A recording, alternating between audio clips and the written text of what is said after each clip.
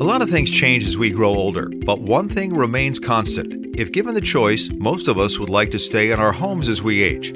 Surveys done by AARP consistently find that nearly 80% of those 50 and older prefer to age in place rather than move in with relatives or into senior communities. As Dorothy said in The Wizard of Oz, there's no place like home. I'm Herb Weisbaum, the Consumer Man, a contributing editor at checkbook.org. Welcome to Consumerpedia at checkbook.org. We're the nonprofit that helps consumers select services, avoid trouble, and save money. Because we don't accept any advertising or take money from any business we recommend, you can rely on checkbook.org to be completely independent and objective. Now, here's the host of Consumerpedia, America's consumer expert, the Consumer Man, Herb Weisbaum. The aging in place movement can help you stay safe and comfortable in your home as you grow older, but it's something you'll need to plan for, and doing so sooner rather than later makes it easier to do. In this episode of Consumerpedia, we'll talk about what's important when remodeling or refitting your house, ideas about what to do in specific rooms as you start to make changes, as well as an option that's growing in popularity across the country, neighborhood-focused networks that offer social, medical, and household resources called villages. Here to talk about all this, Checkbook's executive editor, Kevin Brassler. Hey, Herb. And Tom Minty, a charter member of the Northwest Universal Design Council, a volunteer organization in Seattle that works to make housing acceptable to everyone, regardless of age or ability. Hello, Tom. Hi, Herb. So, Kevin, let's start with you. The goal is aging in place, but there are lots of ways to get there. Talk about that for a minute, if you would. Increasingly, adults in the U.S., especially older adults, are, they're preferring to stay at home. AARP did a survey and they found that nearly 80% of adults age 50 and older, they prefer to stay in their homes rather than move in with relatives or into retirement communities or into assisted living or have other arrangements. And that number, it's been consistent now for more than a decade. The whole aging in place movement seeks to let seniors do just that. The thing is, though, it's something you need to plan for. As we've discussed previously in other podcasts, Herb, estate planning attorneys really urge people, plan for this. Do something now. Don't wait. And the same goes for aging in place. We're not saying you need to install a chairlift right now if you don't need that, but you at least need to start thinking through, if you want to stay in your home, how you're going to do that, how you're going to get help with daily activities, how you're going to maybe even, refurnish your home so that it's more of an aging-friendly place. What resources can you draw on? Can you join one of these villages, which really are helping older Americans these days? If you need to hire help eventually, how can you do that? If you may need a medical alert device or something like that, you need to start thinking about these things now, as opposed to waiting until it's too late and now you have an emergency and you're scurrying to try to catch up. Because it's all going to happen if we're lucky enough to ride the train long enough. We're going to be there, and you can't just do it when you're in that position. You want to try to start planning it earlier than when you get there. Yeah, the earlier the better. And especially if you have kids and they live far away, or if you don't have kids at all, if you don't have people surrounding you to help you, then you need to start planning for that a little bit. Herb, for example, you and Deb need to start planning for this now, because I'm not coming out there and carrying you up and down stairs. I'm not cooking and cleaning for you. I'll take you to lunch, but I'm not going to do all this for you. And a lot of us are going to be in the same situation where if you don't start thinking about it now, it may be too late. And then, as I said, now it's an emergency and everything's urgent, and it's better to make decisions now than later. Actually, we would like to stay in our house as long as humanly possible. I mean, my goal would be if many years from now I should die in this house. But we started remodeling 10, 15 years ago, one room at a time. And as we did, we thought about aging in our home. So when we put the counters in the kitchen when we remodeled, when we put the counters in the bathrooms when we remodeled, we made them higher. We put the grab bar in the shower when we remodeled the shower. We started doing that room at a time as opposed to having this major project of upgrading our house. And it's going to make it a lot more comfortable as we get older. And you can see why people want to stay at home, right? I mean, absolutely. A lot of us, we've made lifelong friendships with our neighbors. You may go to a place of worship. You don't want to change that. You don't have to move far away.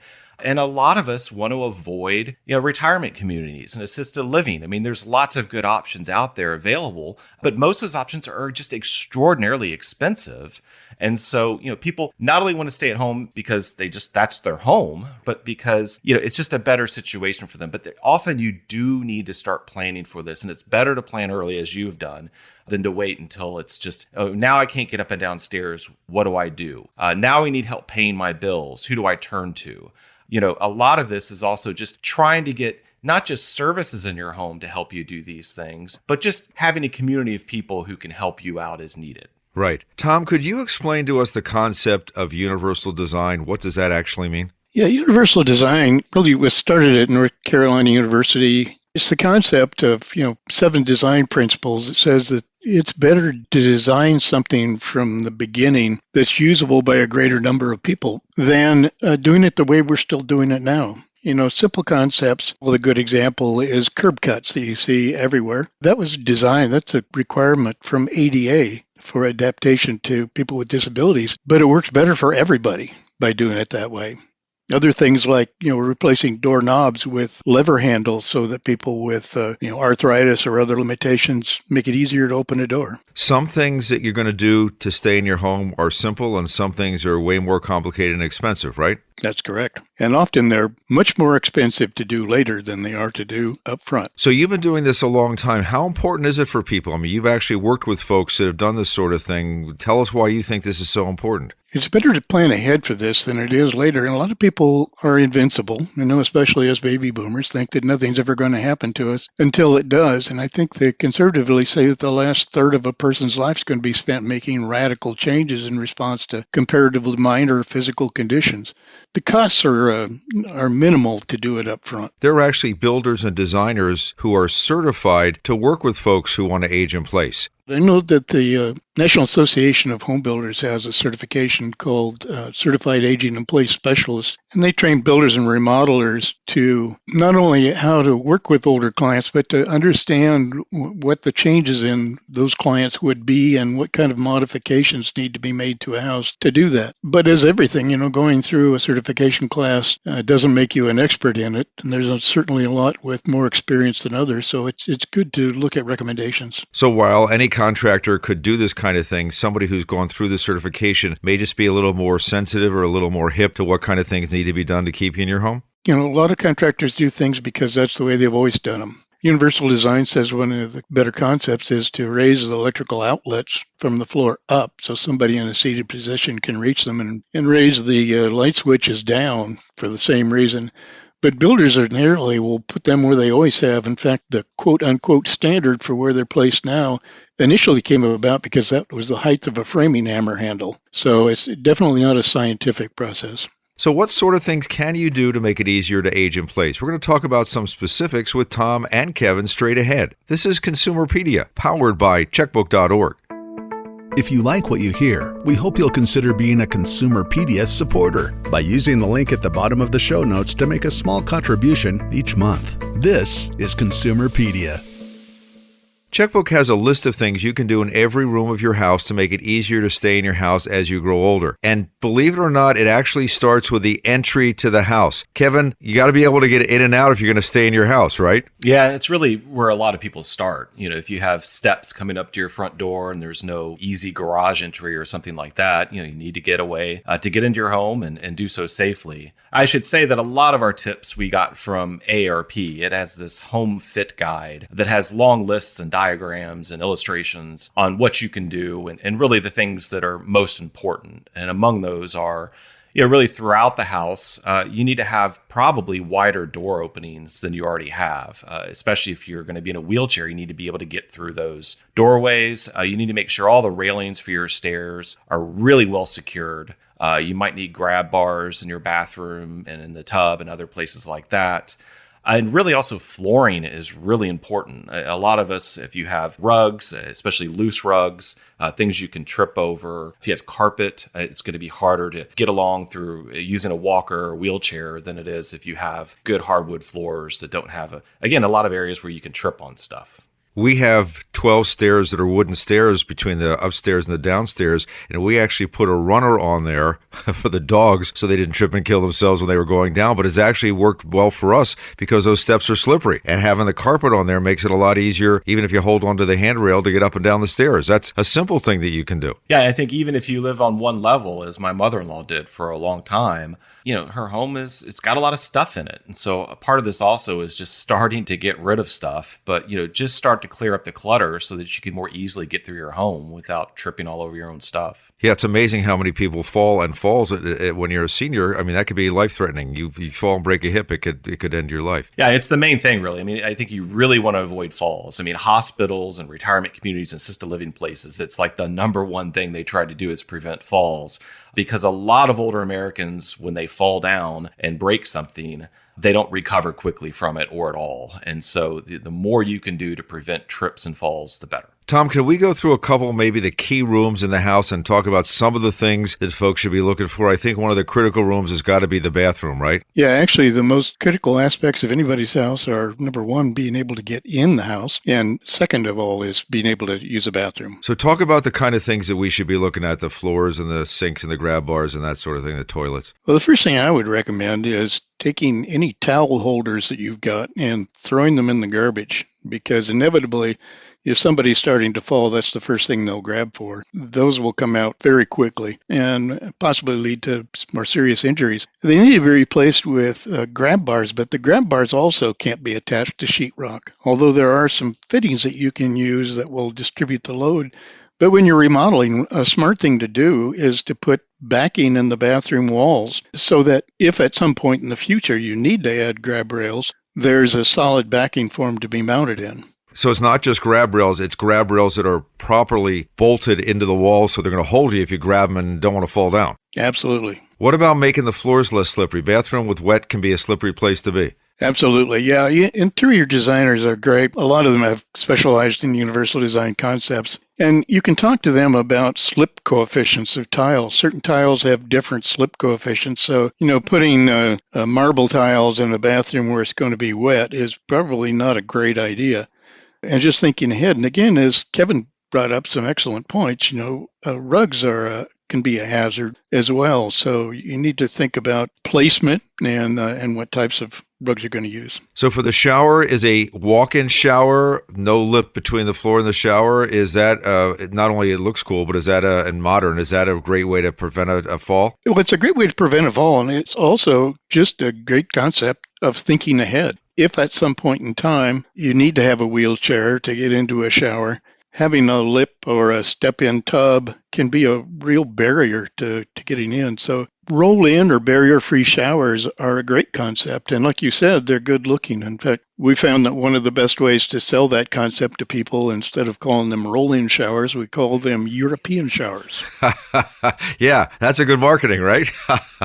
That's funny. That's right. My wife always talks about the fact that her grandmother lived in their house, and as she got older, they just put this old wooden chair in the shower so she could sit down. Maybe that's something people should consider, a built-in bench or something like that to facilitate taking a shower more easily? Yeah, absolutely. I mean, that's something that can be done the same time that you're adding grab rails. There's all kinds of great designs for those things. And just like we said about curb cuts, people without any kind of a disability or movement complication can use them just as well as somebody that doesn't. Let's move to the kitchen. There's a lot of hazards, a lot of dangers in the kitchen. What kind of things can you do in the kitchen? I know there's something, if you're replacing your stove, look for the right kind of stove. Absolutely. One of the things you want to do is make sure that the stove has the controls in the front rather than the back, for the obvious reason of reaching over stoves to turn it off. But if you're in a seated position, a lot of times you can't reach those. The other thing is, as we get older, our eyes tend to age, and having contrasting colors is a great idea so that you can find depth perception and where the edges are.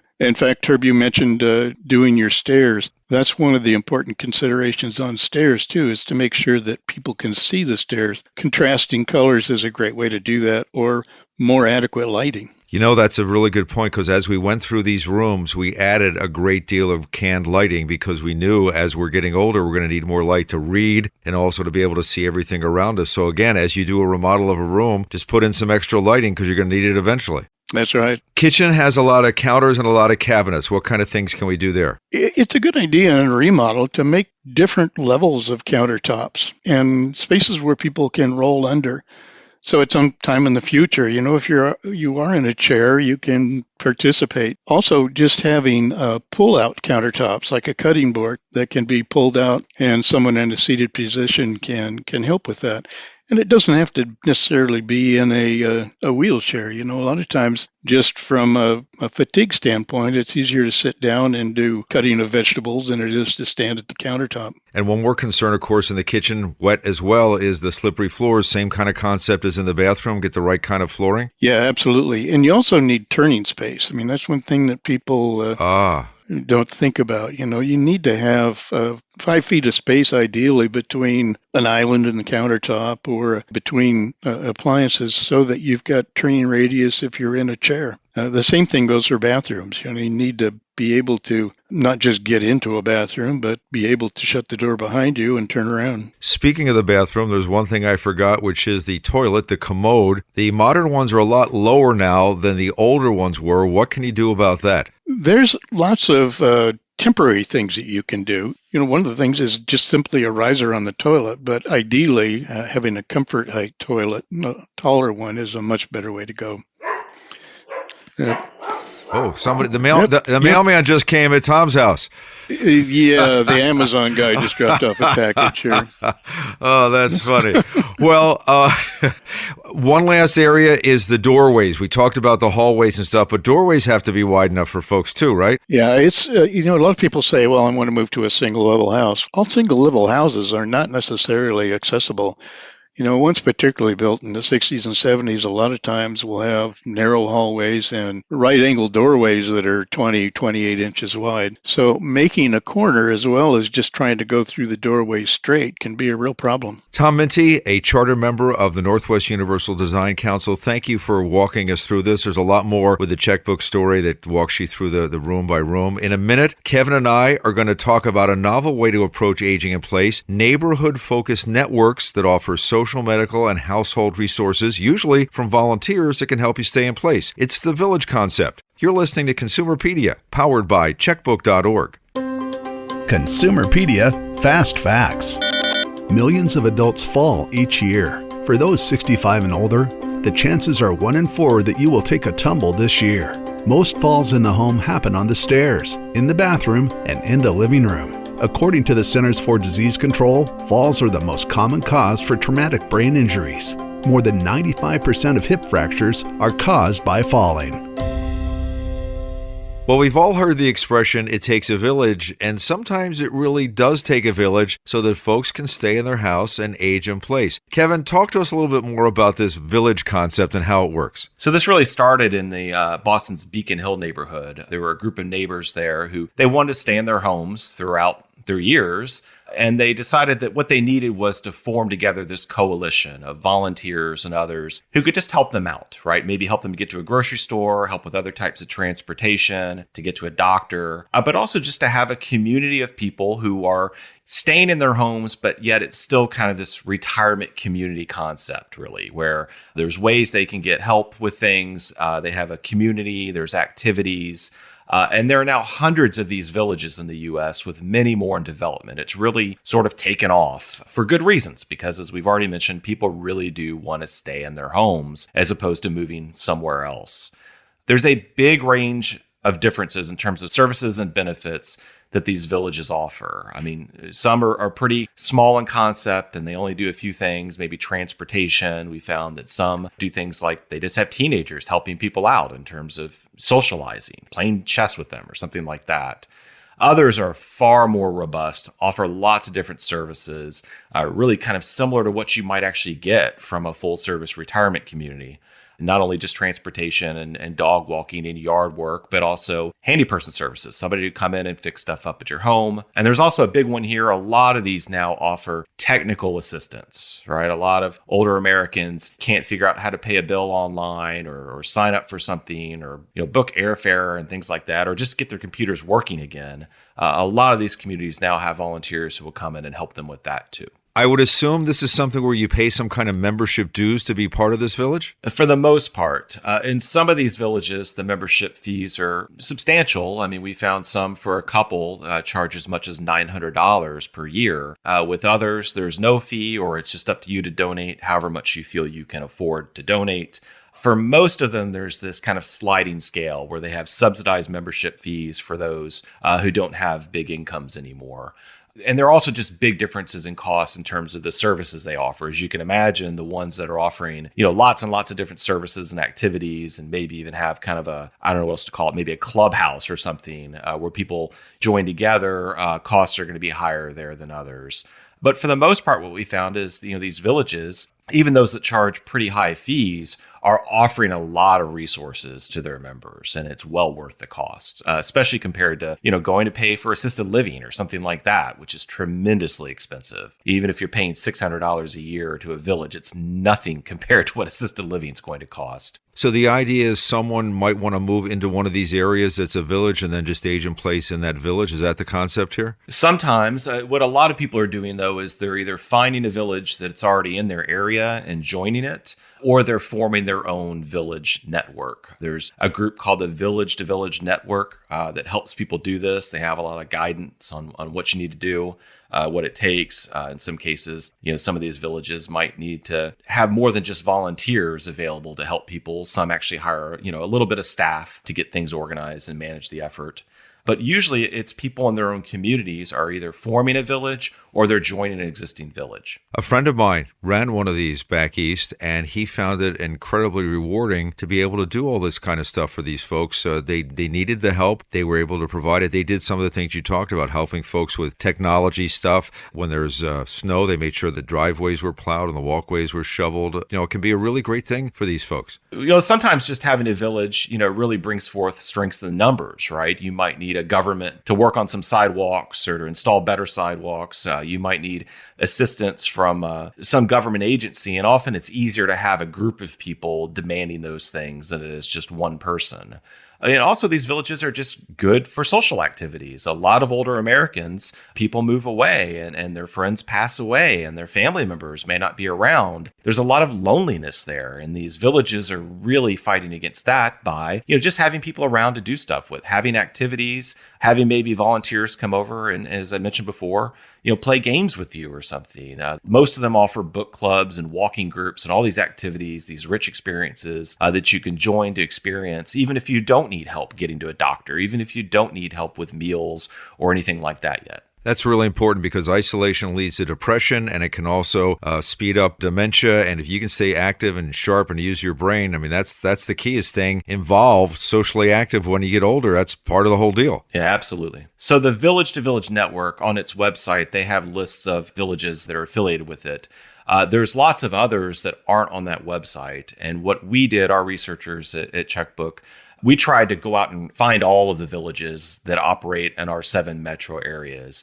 And on our website, we've made a list of all those villages, contact information, the neighborhoods they serve, the fees, and really also importantly, what types of services they offer. And so if you're considering joining a village near you, go to our website, see if one's already operating. And if not, we also have information on if you want to band together with some neighbors and form your own village. We have tips on how to do that also. Just go to checkbook.org and type in the search bar, Aging in Place. As always, thank you so much, and talk to you next time. Thanks, Herb. Well, that's it for this episode of Consumerpedia. You can subscribe to us on Apple or Google Podcasts, Spotify, Stitcher, or wherever you listen to your podcasts. That way, you won't miss an episode. Remember, we release new ones every other Thursday. Another way you can support this show is to follow us on Consumerpedia on Facebook and Instagram, and at My Consumerpedia on Twitter. I'm Herb Weisbaum. Thanks for listening. Consumerpedia is a public service of checkbook.org. We're a unique nonprofit that helps you save money and make smarter choices. You can count on Checkbook to help you find the best services and avoid the worst, with local ratings that are accurate and unbiased. If you live in or around these 7 cities and haven't joined Checkbook yet, check us out. Boston, Chicago, Philadelphia, Seattle, San Francisco, Minneapolis-St. Paul, and Washington, D.C. To get your free 30-day subscription, go to checkbook.org/consumerpedia. If you like what you've heard, we hope you'll become a supporter by using the link at the bottom of the show notes to make a small contribution each month. Consumerpedia, empowering consumers to save money and make smarter choices.